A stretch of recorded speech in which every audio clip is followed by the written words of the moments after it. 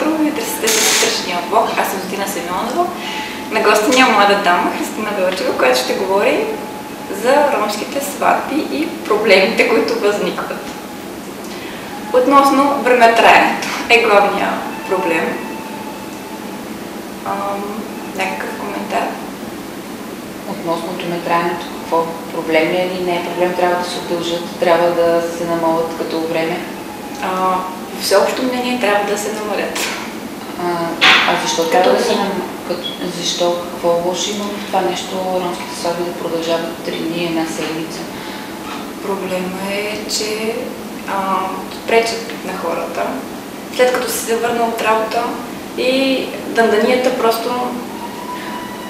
Аз смятам, че дънданията винаги я има. Дали ще бъде с сватба, дали ще бъде с някакъв местен купон, дали ще бъде с скандал на съседите всеки ден. Дънданията винаги си я има. Просто не мога да разбера защо точно ромските сватби пречат на обществото като цяло. Проблемът е, че е прекалено дълго и непрестанно. И не можеш да се намесиш, защото има опасност. Защо да се намесиш? Ние не убиваме хора, не правиме нещо лошо, което застрашава живота на обществото. Това е сватба, това са традиции. Както ние нямаме против спрямо българските традиции за сватбите, така смятам, че и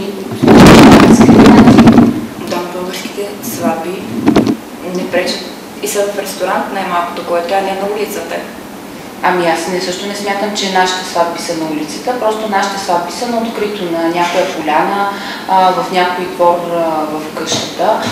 Също така мога да посоча местата, които хората живеят около стадиони. Там, примерно, лятно време по същия начин всеки ден има концерти на стадионите.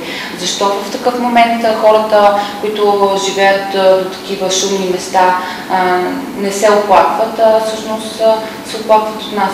Защото аз предпочитам да слушам музика и забавление на хора, отколкото да слушам, да речеме, побоища всеки ден от моите комшии. Но аз се съобразявам с това нещо. Благодаря ви.